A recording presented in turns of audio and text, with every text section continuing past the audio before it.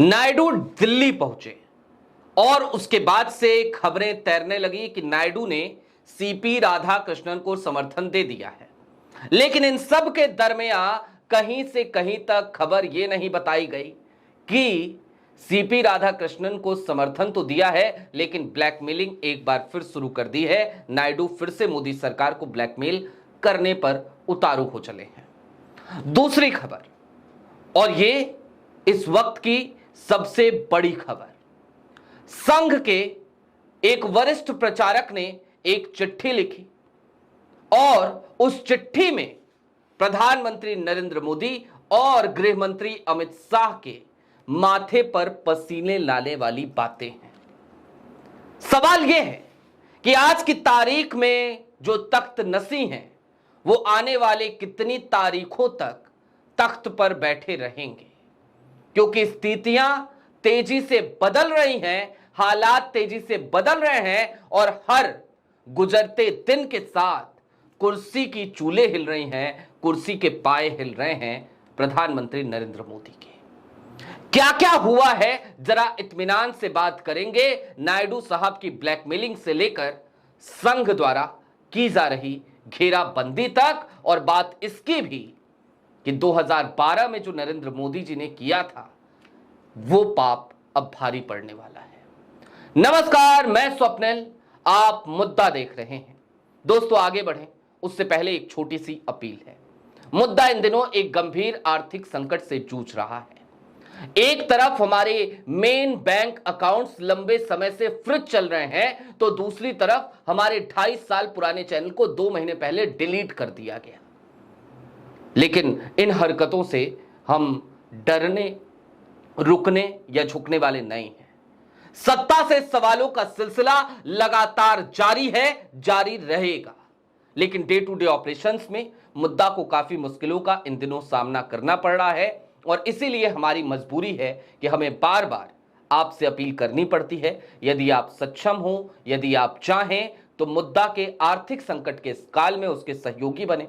Screen पर QR code है, नीचे UPI का नंबर है। छोटी छोटी मदद जरूर कीजिएगा।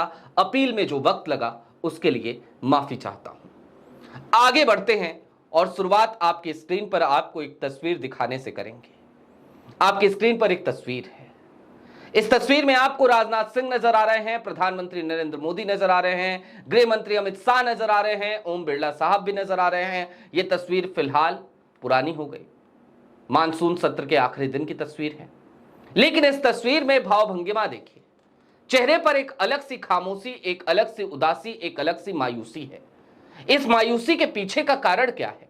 कुछ लोग कहते हैं कि सदन में लगते हुए वो नारे, वोट चोर गद्दी छोड़, तो कुछ लोग कहते हैं कि तड़ी पार के नारे। कुछ लोग कहते हैं कि दरअसल ये उदासी, ये खामोशी, ये मायूसी इस वजह से है क्योंकि वोट चोरी का भंडाफोड़ हो गया है।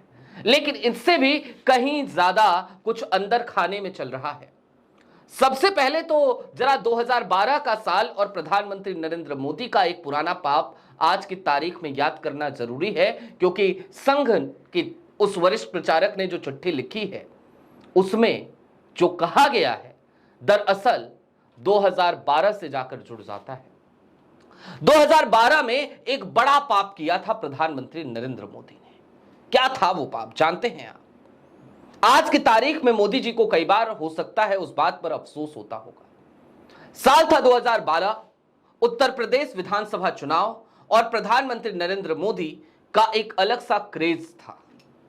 उस वक्त पे प्रधानमंत्री नरेंद्र मोदी को उत्तर प्रदेश में चुनावी रैलियों की जिम्मेदारी दी गई। कहा गया कि आपका समय चाहिए, आपको आना है। उस वक्त वो गुजरात के मुख्यमंत्री हुआ करते थे और उन्होंने उस वक्त एक बात कही थी भारतीय जनता पार्टी के तमाम वरिष्ठ नेताओं से कि जिस प्रदेश का प्रभारी संजय भाई जोशी हो, मैं वहां पर चुनावी रैलियों को संबोधित करूं, मैं कदम नहीं रखूंगा, ऐसा नहीं हो सकता, कदापि नहीं हो सकता, मैं नहीं आऊंगा। संजय भाई जोशी को तात्कालिक तौर पर वहां से हटा दिया गया, नेपथ्य में डाल दिए गए संजय भाई जोशी। और फिर 2012 के बाद 2014 का साल आया, प्रधानमंत्री नरेंद्र मोदी प्रधानमंत्री की कुर्सी पर विराजमान हो गए। वो दिन और आज का दिन संजय भाई जोशी लगातार नेपथ्य में ही रहे हैं। लेकिन संघ के उस वरिष्ठ प्रचारक ने क्या लिखा, उस तरफ चले उससे पहले एक और बात। नायडू ने सीपी राधाकृष्णन को समर्थन देने का ऐलान तो कर दिया है, लेकिन इसके साथ ही साथ एक बार फिर नायडू की ब्लैकमेलिंग शुरू हो गई है। नायडू ने 5,000 करोड़ रुपए मांगे हैं आंध्र प्रदेश के लिए, उन तमाम परियोजनाओं के लिए जो परियोजनाएं लटक गई हैं, अटक गई हैं, भटक गई हैं, जिसकी फाइलें रुक गई हैं। नायडू साहब की जो डिमांड है वो जब भी दिल्ली आते हैं झोला लेकर आते हैं और झोला भर के जाते हैं। दरअसल चंद्रबाबू नायडू गले की हड्डी बन चुके हैं इस वक्त पे मौजूदा मोदी सरकार के। और मैं आपको एक बात बहुत अच्छे तरीके से यह भी समझा देना चाहता हूं कि दरअसल आज की तारीख में केंद्र सरकार की स्थिति यह नहीं है कि वो आंध्रा को लगातार बजट पे बजट देती रहे, नहीं है ये स्थिति। साथ ही साथ इस बात पर भी गौर फरमाना चाहिए कि बिहार में चुनाव है, बिहार में तमाम परियोजनाओं पर पैसे खर्च हो रहे हैं। बिहार में तो चुनाव है लेकिन आंध्रा में अभी चुनाव है नहीं, और ऐसे में बार बार जो डिमांड चंद्रबाबू नायडू कर रहे हैं, उन्हें पता है कि वो एक बैसाखी है, वो एक मजबूरी है, और इस वजह से वो हर बार ब्लैकमेल कर रहे हैं मोदी सरकार को। आज एक बार फिर वही हुआ है। वित्त मंत्री से मुलाकात करी, 5,000 करोड़ की डिमांड रख दी। और यकीन मानिए देश की आर्थिक स्थिति फिलवक्त ये नहीं है कि किसी एक राज्य को सारा पैसा दिया जाए या बार बार बजट अलॉट किया जाए। ऐसा करते करते मोदी सरकार खुद भी परेशान हो गई है, खुद भी थक गई है। और जिस दिन ये डिमांड्स नहीं पूरी करेंगे उस दिन मोदी सरकार का क्या होगा ये मोदी जी को अच्छे से पता है, तो उनकी मजबूरियां भी हैं। अब नायडू साहब किस तरीके से ब्लैकमेल कर रहे हैं और संघ की तरफ से क्या प्रेशर आ रहा है, और इन सब का मिला जुला समीकरण क्या बता रहा है कि तख्त नसी के तख्त के कितने दिन, जरा उसको समझिए। और आपकी स्क्रीन पर केपी मलिक साहब का एक ट्वीट है। यह ट्वीट केपी मलिक साहब ने कुछ दिनों पहले किया, और इस ट्वीट में उन्होंने एक बड़ी खबर ब्रेक कर दी, एक चिट्ठी ब्रेक कर दी, एक ऐसी चिट्ठी जो अभी तक आपके सामने नहीं आई होगी। केपी मलिक साहब ने, जो वरिष्ठ प्रचारक हैं जिसने चिट्ठी लिखी है नागपुर को, उसका मजमून डाला है और बताया है कि इस चिट्ठी में लिखा गया है, नियति अपना कार्य करती रहती है किंतु पुरुषार्थ के बिना राष्ट्र का भविष्य उज्जवल नहीं हो सकता। इसलिए आज मैं हृदय से कुछ निवेदन कर रहा हूं। और इसके साथ ही साथ जो तीसरा पैरा है इस चिट्ठी का वो बेहद खास है। इस चिट्ठी में लिखा गया है, आज दुर्भाग्य से दिल्ली स्वार्थ और महिमा मंडन के जयचंदों के कब्जे में प्रतीत होती है। सोचिए, आज दुर्भाग्य से दिल्ली स्वार्थ और महिमा मंडन के जयचंदों के कब्जे में प्रतीत होती है।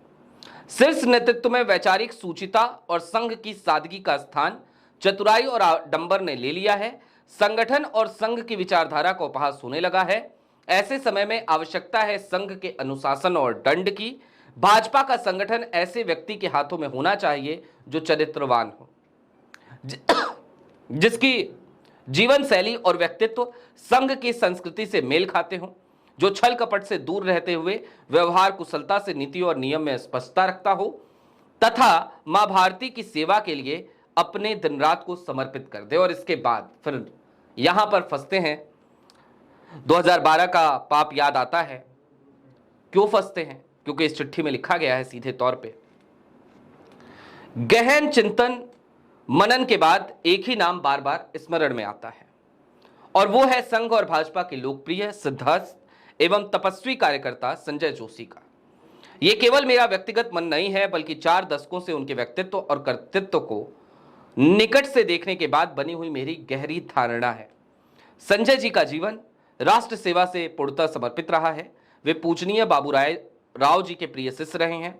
उनके भीतर आत्मबल है, ब्ला ब्ला ब्ला ब्ला ब्ला।